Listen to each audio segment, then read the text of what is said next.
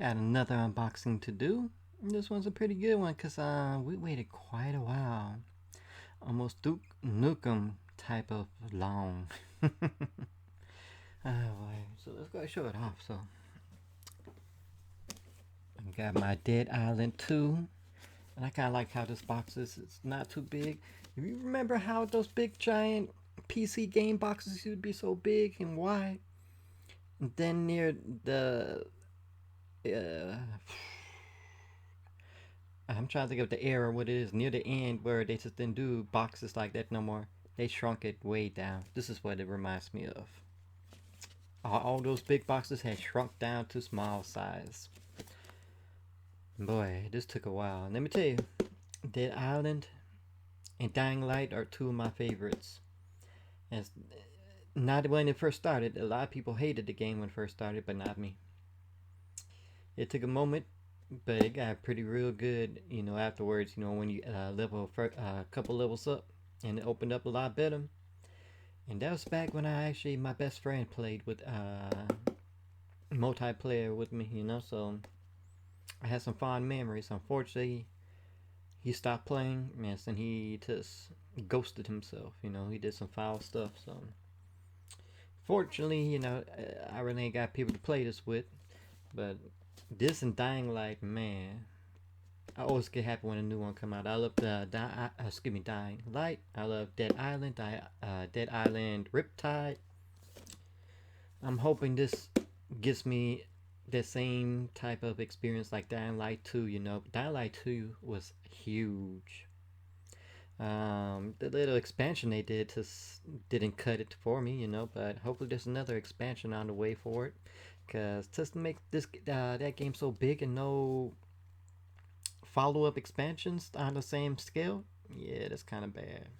But I mean, they put so much into that game regardless, to continue on a lot of other DLC type stuff and events. So kudos on that. They've always been good on that, on Dying Light 2.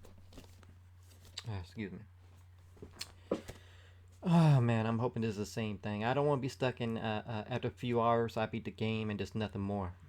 I would hate for that to happen. I waited so long for this, and I really hope part threes for both of them don't take as long either, because that's something I definitely look forward to.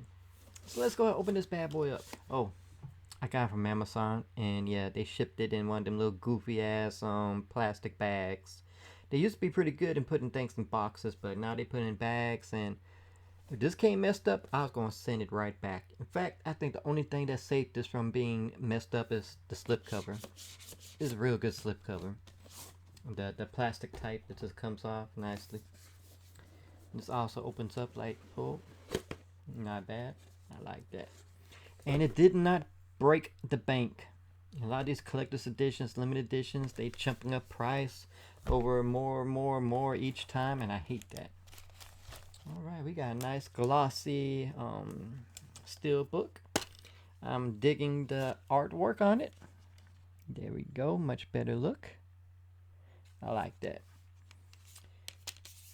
Let's see if we can get this off down a little bit more. We got some nice artwork on it. That's something a lot of discs don't do, is give you artwork. We used to be fond of PlayStation 1 and PS2 when they put artwork on the discs. Especially overseas. The imports, their discs always look better than the US for some reason. Okay, we got some DLC. We're not going to show that off. Expansion pass. Oh, expansion. And some other DLC stuff. So a lot of DLC goodies.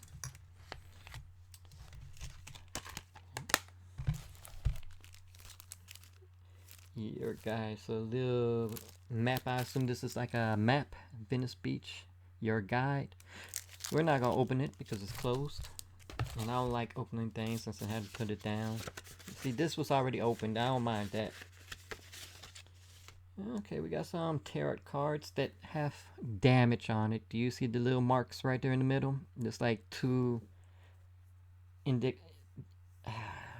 don't know what happened there, but sad face on that. But I mean, it's still some nice artwork. We're not going to show all of them off, but give you a decent example of what's what.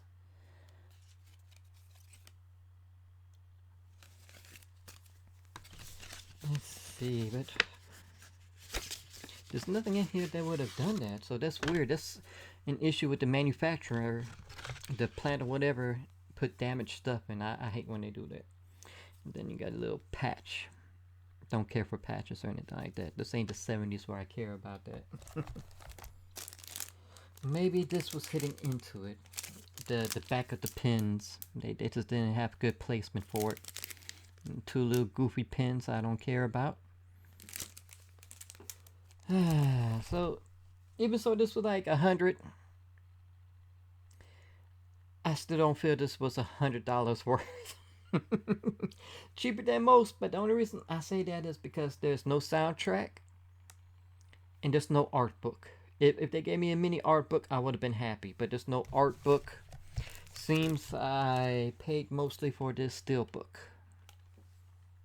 Because I said I don't care about pins, I don't care about the map, I don't care about no tarot cards. To me, this is cheap stuff. I don't care how much you think pins cost or what they're worth, then it's cheap metal. It's not worth what you think it is. Whoever comes up with these little priced things in their head is just beyond. Like I said, an art book would have really made this. Usually companies hold on to their art books and sell it separately as some kind of limited edition or whatever to boost the price up on that. Sad face. But still, I like the size of this.